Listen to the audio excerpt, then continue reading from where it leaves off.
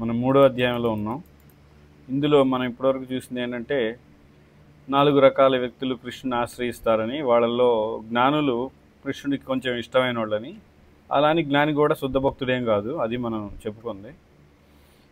జ్ఞాని స్థితికి ఎదగనిచో ఏ భక్తుడును దేవాదేవుని ఆరాధించవలనను సిద్ధాంతము కట్టుబడి ఉండలేడు. ఇది చాలా ముఖ్యమైన వాక్యం. ఇది ఏంటంటే చాలామంది భక్తి చేస్తారు, అంటే మనం చెప్పాం కాబట్టి జపం చేస్తారు, లేదా భారతదేశంలో ముఖ్యంగా భక్తి మంచిది కాబట్టి వస్తుంటారు. కానీ కృష్ణుడుకి మరియు దేవతలకి తేడా, కృష్ణుడు మనకి స్వామి, ఆయనే మన నాథుడు అని ఒక జ్ఞానం ఉండాలి. అదే ఇక్కడ జ్ఞాన స్థితి అంటే ఆ జ్ఞాన స్థితికి ఎదగాలి. ఆ స్థితికి ఎదగకుండా ఎవరు కూడా అంటే స్థిరమైన భక్తిలో ఉండలేరు. కాబట్టి అది చాలా ముఖ్యం అన్నమాట. ఆ జ్ఞానం అనేది ఖచ్చితంగా ఉండాలి అందరికంటే. తత్వపరమైన సిద్ధాంతపరమైన జ్ఞానం ఉండాలి. మనం ఎవరో, కృష్ణుడు ఎవరో, మనకి కృష్ణుడికి సంబంధం ఏంటి, మనకి భౌతిక సంసారానికి సంబంధం ఏంటి, లేదా మన కుటుంబం ఎవరు, వీళ్ళందరూ ఎవరు, ఇది జ్ఞానం. ఇది జ్ఞానస్థితి అంటే. అది స్థిరంగా ఉండాలి. కానీ మనకి స్థిరంగా ఉండదు. అంటే కృష్ణుడు దేవాదేవుడు అని ఒప్పుకుంటాం, మిగతా ఏది మిగలదు. మన బుద్ధిలో అది ఉండదు. అంటే ఇదంతా మాయ, భ్రమ, సంసారం అంతా ఇది కూడా జ్ఞానమే. కానీ అది స్థిరంగా ఉంటేనే మనం కట్టుబడి ఆరాధించడానికి, ఏది కృష్ణుని సేవించడానికి కట్టుబడి ఉండలేం. అల్ప మేధాశక్తి కలిగిన వారు, లేక మాయచే ఆవరింపబడిన మేధాశక్తి కలిగిన వారు వివిధ ప్రకృతి గుణముల ప్రభావం చేత వివిధ ఉపదేవతల పట్ల ఆసక్తిని కలిగి ఉందురు. కాబట్టి ఏం చేస్తారు, అల్ప బుద్ధి కలిగిన వాళ్ళు చాలామంది భారతదేశంలో, ముఖ్యంగా ఇది ఉపదేవతలు వీళ్ళందరికంటే భారతదేశానికి సంబంధించిన వాళ్ళు ఇక్కడ ఏం చేస్తారు, దేవతలను ఆరాధించడం, కులాచారాలు, వంశాచారాలు, మతాచారాలు. ఇంకా చాలామంది ఏంటంటే మా వంశంలో ఉంది, మా ఇలవేల్పులు ఏమీ ఉండకూడదు కృష్ణ చైతన్యంలో. కేవలం ఒకవేళ ఆ ఇలవేల్పు కానీ, అంటే కొన్నిసార్లు వెంకటేశ్వర స్వామి లేదా కృష్ణుడు, రంగనాథ స్వామి ఇలా అయితే పర్లేదు, మిగతా అయితే తీసేయాలి, దాన్ని వదిలేయాల్సి ఉంటుంది. ఇలవేల్పును కూడా, ఆరాధన కూడా వదిలేయాల్సి ఉంటుంది. ఒకవేళ ఆ కుటుంబంలో అప్పటి వరకు ఉన్నా దాన్ని ఆపేయాలి. ఉదాహరణకి శివుడిని అర్చించడం ఆపేయాల్సి ఉంటుంది, దుర్గను అర్చించడం ఆపేయాల్సి ఉంటుంది, అవన్నీ వదిలేయాల్సి ఉంటుంది. అప్పుడే శుద్ధ భక్తి మొదలవుతుంది. అంతేగాని అవి కూడా కొనసాగిస్తాను, ఇది కూడా చేస్తానంటే అపరాధం అయిపోద్ది. ఎందుకని కృష్ణుడు మరి ఇతర దేవతలందరూ సమానం ఏం కాదు కదా. కృష్ణుడే మనం పూజించదగినవాడు, ప్రేమించదగినవాడు. మిగతా వాళ్ళందరినీ గౌరవించవచ్చు, కానీ మా ఇలవేల్పు ఆరాధనలో ఈ ఆరాధన ప్రత్యేకంగా ఆ గుడికి వెళ్ళడం సంవత్సరానికి ఒకసారి, ఇట్లాంటివన్నీ కూడా వదిలేయాలి. ఇంకా వివిధ ప్రకృతి గుణములు ప్రభావితం చే దేవతలను ఆరాధిస్తూ ఉంటారు. ఇంకా గ్రామ దేవతలని, అది ఇది అని, ఇవన్నీ కూడా వదిలేయాల్సి ఉంటుంది. తాను కేవలము ఈ శరీరము కాదని, తాను ఆత్మనని పూర్తిగా గ్రహించిన వ్యక్తియే జ్ఞాని. ఇంకా ఏంటి, ఈ జ్ఞానంలో అంటే నేను శరీరం కాదు ఆత్మని, ఇది గ్రహించాలి. మొట్టమొదటి అర్థం చేసుకోవాలి, తర్వాత ఎప్పుడు గుర్తుండాలి. గుర్తున్న తర్వాత అది మనకి అనుభూతి అవ్వాలి. ఆ అనుభూతి అయినప్పుడు శుద్ధభక్తి మొదలవుతుంది. అప్పటి వరకు శుద్ధభక్తి మొదలవ్వదు. మనం ఇప్పుడు ఏంటి, అసలు దాన్ని మర్చిపోవడమే చేస్తాం. ఎక్కువ శాతం అసలు గుర్తే ఉండదు. ఈ గుర్తు ఎప్పుడు ఉండాలి, తర్వాత మళ్ళీ దాన్ని గుర్తుపెట్టుకొని భక్తి చేయడం ఎలాగా, దాని తర్వాత అనుభూతి చెందేది ఎలాగా. కాబట్టి చాలా కష్టం అన్నమాట. అందుకే కష్టపడాలి. అందుకే నేను అనేకసార్లు చెప్తాను, మానవ జీవితం అనేది ఉంది తపస్సు చేయడానికి. అంతేగాని ఇస్కాన్ అని చెప్పి, లేదా ఫీస్టులు అని చెప్పి ఎప్పుడు జీవితాంతం ఫీస్టులు తింటూనే, లేదా ఇట్లా టైంపాస్గా ఎక్కడికి వెళ్ళినా కూడా ప్రసాదం పేరుతోటి భోగించడం, ఇలాంటివన్నీ చేస్తే భక్తి లభించదు.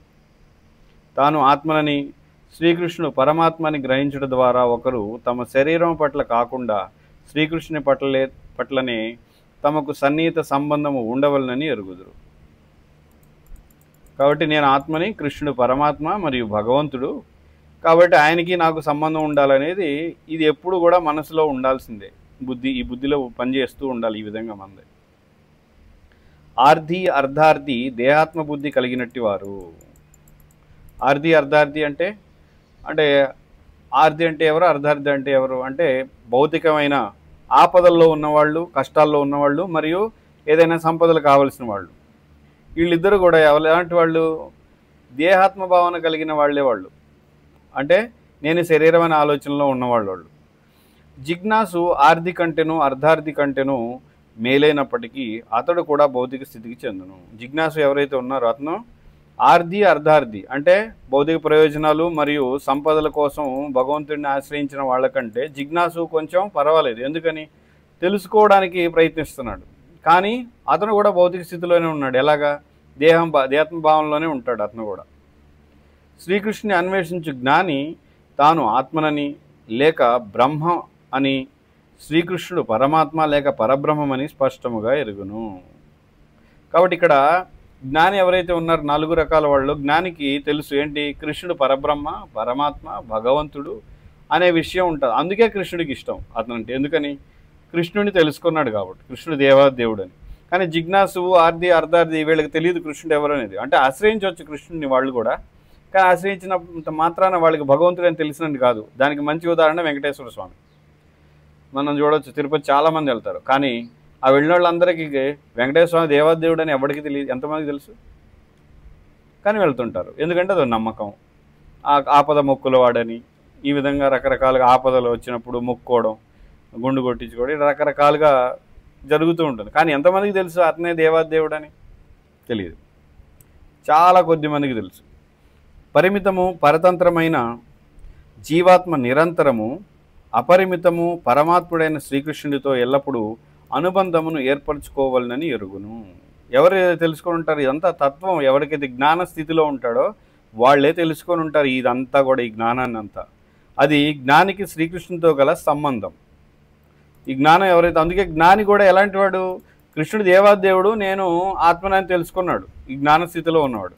కానీ సాధన చేయలా, భక్తి చేయలా. కాబట్టి వాడు, ఆ జ్ఞాని అయిన వాడు భక్తి చేయడం మొదలు పెట్టాలి.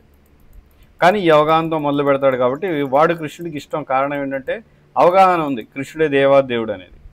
దేహాత్మ బుద్ధి నుండి విముక్తుడైన వ్యక్తియే శుద్ధ భక్తియుక్త సేవకు యోగ్యుడని చెప్పవచ్చును. కాబట్టి శుద్ధ భక్తియుక్త సేవకి ఎవరు యోగ్యుడు? దేహాత్మ బుద్ధి నుండి విముక్తుడు అవ్వాలి. అంటే నేను దేహం కాదు, ఆత్మని అని కనీసం బుద్ధిలోనే ఉండాలి. సాక్షాత్కారం కాదు, బుద్ధిలో. అంటే మన బుద్ధి పనిచేస్తూ ఉండాలి, నేను ఆత్మని అని. మరి అది ఎలా జరుగుతుందంటే పదే పదే వినడం ద్వారా, లేదా ముఖ్యంగా ఇది శుద్ధ భక్తుల నుండి వినడం, లేదా శాస్త్ర అధ్యయనం, దీని ద్వారానే ఇది సాధ్యం. కానీ లేదంటే వేరే విధంగా కాదు. దాన్ని మళ్ళీ మనం అనుస్మరణ అంటే ఏంటి? నిరంతరం దాన్ని మళ్ళీ గుర్తు చేసుకుంటూ ఉండాలి. ఎందుకంటే మనకి అనుభూతి లేదు కాబట్టి. లేదంటే అలాంటి అవగాహన లేకుండా చేసే సాధన పెద్దగా ఉపయోగం లేదు. ఏదో మంచిది కదా అన్నట్లుగా జరుగుతుంది ఈ సాధన. బ్రహ్మ సాక్షాత్కారమును పొంది భౌతిక ఆందోళన నుండి విడివడి జీవులందరినీ సమదృష్టితో చూచువాడు భక్తియుక్త సేవా మార్గమున ప్రవేశించుటకు యోగ్యుడని భగవద్గీతలో నిర్ధారించబడును. చెప్పారు కదా కృష్ణుడు ఏంటి? బ్రహ్మభూత ప్రసన్నాత్మ నశోచతి నకాంక్షతి సమసర్వేషు భూతేషు మద్భక్తి లభతే పరాం. కాబట్టి నిజానే శుద్ధ భక్తి ఎప్పుడు మొదలవుతుంది? బ్రహ్మభూత స్థితిలోకి వెళ్ళినప్పుడు. మనం బ్రహ్మభూత స్థితి అంటే నేను శరీరం కాదు ఆత్మ అని చెప్పడం కాదు, వినడం కాదు, బుద్ధిలో ఆలోచించడం కూడా కాదు, వాడికి అనుభూతి జరుగుతుంది. అలా జరిగితే శుద్ధ భక్తి మొదలవుతుంది. లేదా అర్థం చేసుకోవడం, నేను శరీరంగా ఆత్మ అని అర్థమైనంత మాత్రాన భక్తి మొదలవదు. అనుభూతి అయితే శుద్ధ భక్తి మొదలవుతుందంట. అక్కడి నుంచి చాలా సులభంగా కృష్ణుడి ప్రేమ లభిస్తుంది. అక్కడికి వెళ్ళడమే కష్టం, అక్కడికి వెళ్ళినాక చాలా సులభం. ఇదివరకే తెలుపబడినట్లు సుఖము 3 రకాలు: భౌతిక సుఖము, ఆధ్యాత్మిక సుఖము, భక్తియుక్త సేవ ద్వారా కలుగు సుఖము. మనం పూర్వం కూడా దీని గురించి చెప్పుకున్నాం. భౌతిక సుఖం, ఆధ్యాత్మిక సుఖం, భక్తియుక్త సేవ ద్వారా కలిగే సుఖం. ఒకరు భౌతిక బంధంలో చిక్కుకొని ఉన్నంతకాలము భక్తియుక్త సేవ లేక దాని ద్వారా పొందబడు ఆనందము కానీ అతనికి లభించదు. మనందరం కూడా భక్తి చేస్తున్నామంటే నిజమైన భక్తి చేయట్లేదు. ఎందుకని? బ్రహ్మభూత స్థితిలోకి వెళ్ళలేదు కదా. మనం బ్రహ్మభూత స్థితికి వెళ్తే కదా మన శుద్ధ భక్తి మొదలయ్యేది. కాబట్టి మనం చేయట్లా. అందువలన మనకి ఆధ్యాత్మిక ఆనందం కూడా లభించదు. కానీ వచ్చినట్టు ఉంటుంది. అంటే మొదట్లో కొంచెం అంతా బాగుంటుంది, భక్తుల మధ్యలో ఇదంతా ఉంటుంది, కానీ అది పూర్తి స్థాయిలో ఆధ్యాత్మిక సుఖం కాదు.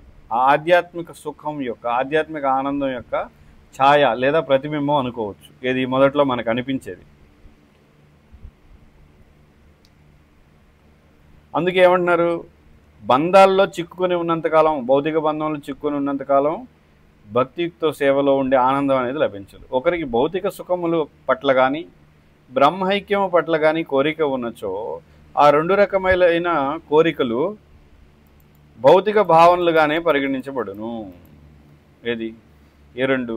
భౌతిక సుఖం అది ఎలాగో అందరికీ తెలిసిందే. బ్రహ్మైక్యం అంటే ఆ బ్రహ్మజ్యోతిలో కలిసిపోవడం, లేదా ముక్తి కావాలని కోరుకోవడం. కొంతమంది కోరుకుంటారు కదా, సంసారం వద్దు, నాకు ఈ కష్టాలు వద్దు, నేను మళ్ళీ జన్మ వద్దు, జన్మ లేని స్థితికి వెళ్ళిపోవాలి, ఈ విధంగా అనుకోవడమే బ్రహ్మైక్యం లేదా కోరిక. అదే ముక్తి పట్ల ఆసక్తి.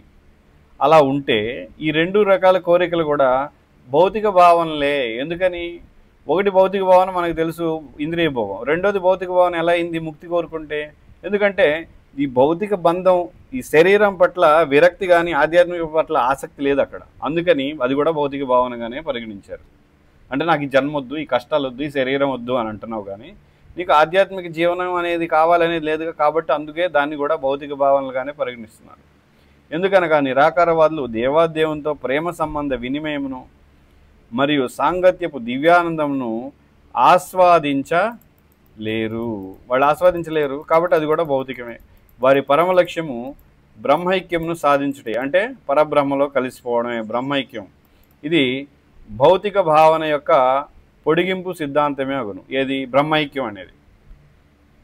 అంటే నేను అనేది ఉంది కదా, అక్కడ కూడా నేను ఇది, నేను అది, నేను కలిసిపోవాలి, నేననే భావన. అంటే కృష్ణుడు అనే భావన అసలు లేదు, కృష్ణుడికి దాసుడు అనే భావన ఏమాత్రం లేదు. కాబట్టి దీన్ని కూడా భౌతికంగానే పరిగణిస్తున్నారు.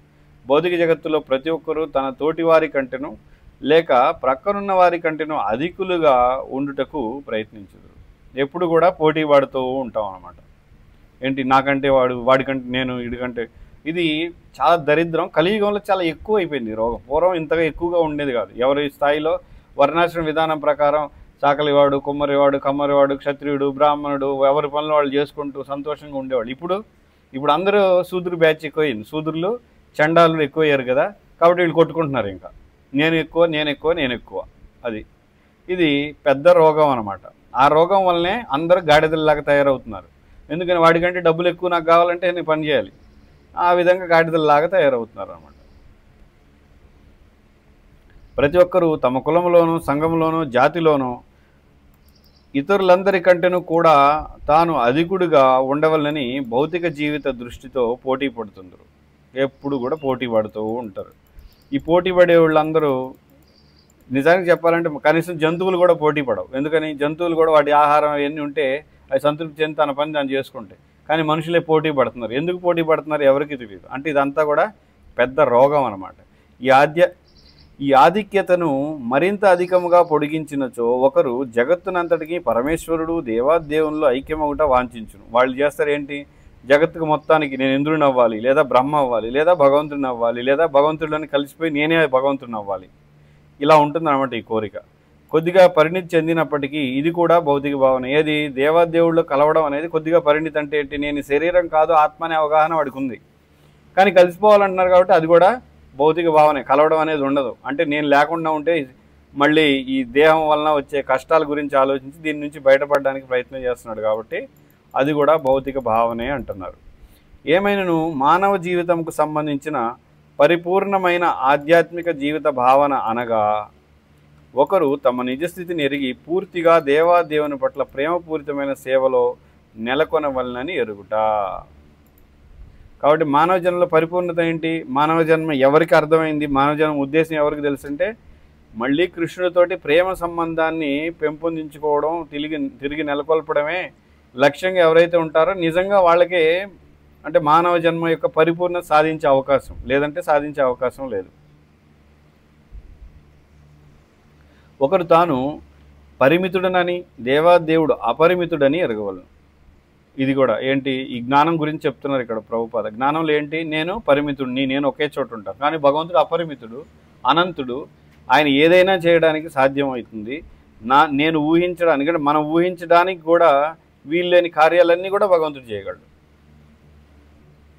ఒకరు తాను ఎంతగా వాంఛించినను దేవాదేవునిలో ఐక్యమవుట సాధ్యపడదు. కానీ మనం ఎప్పుడు కూడా ఎంత కోరుకున్నా ఐక్యం అవడం అనేది సాధ్యం కాదు. అది కేవలం శంకరాచార్య మరియు మాయావాదులు ఇచ్చినటువంటి భాష్యం ఏంటంటే అంతా ఒకటే, అంతా ఒకటే అనే ఒక బూటకం. అది ఆధ్యాత్మిక బూత్ అన్నమాట. ఏంటి?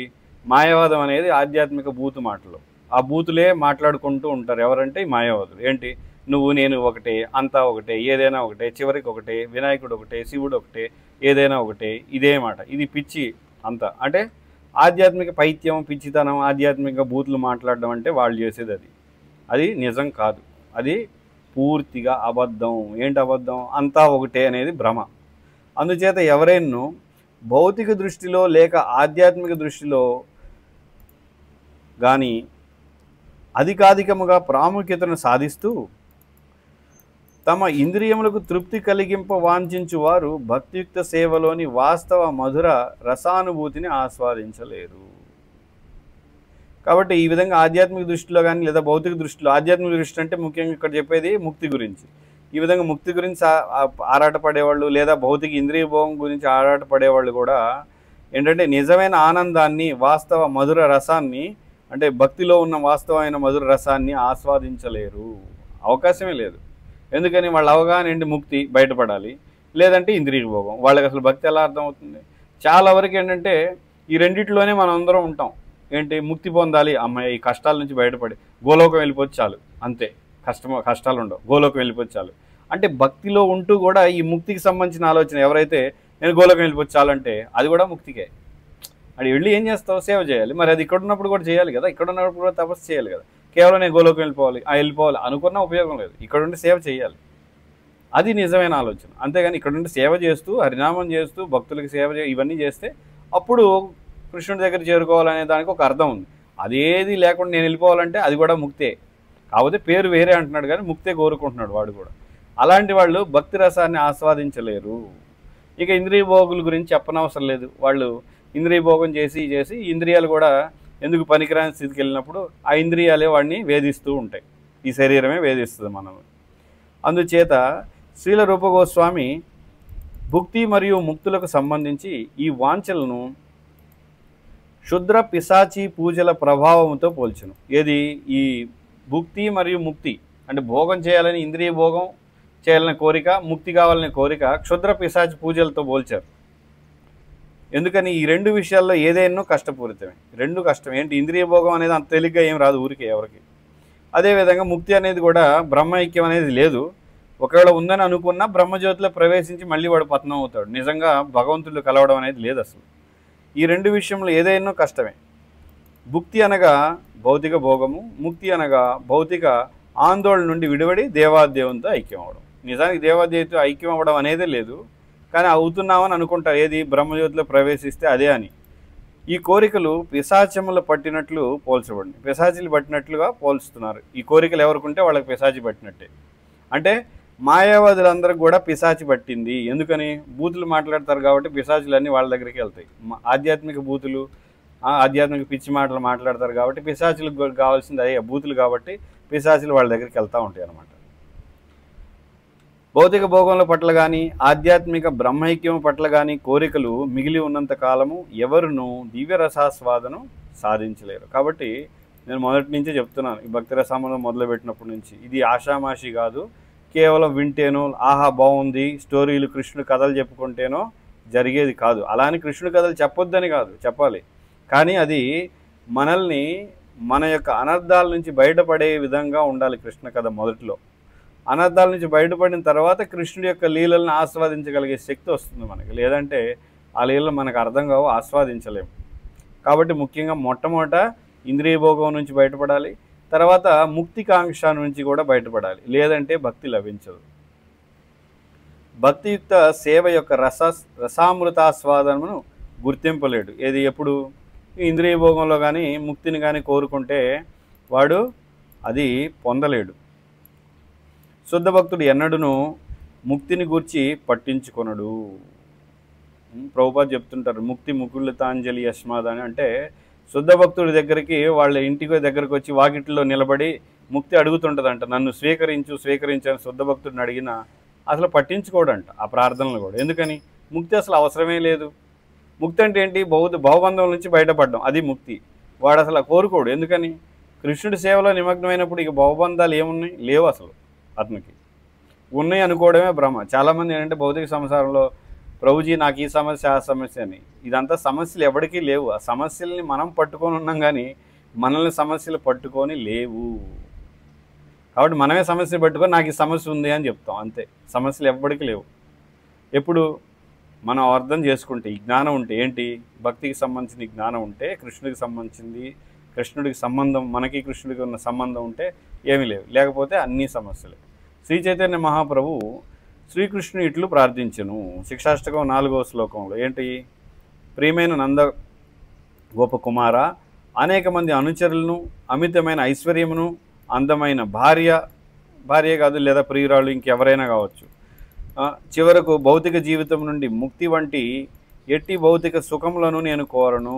ఏంటి? నదనం న జనం న సుందరం అనే ఈ శ్లోకం ఉంది కదా, ఒకదాని వెంట ఒకటిగా మమ జన్మని ఎన్ని జన్మలు ఎత్తినా కూడా, మళ్ళీ నాకు జన్మించవలసి వచ్చినా కూడా నీ నుండి ఆశించేది ఒకటి, ఏంటి? నీ పట్ల అచంచలమైన భక్తి ఒక్కటే కావాలి అని కోరుకుంటున్నారు.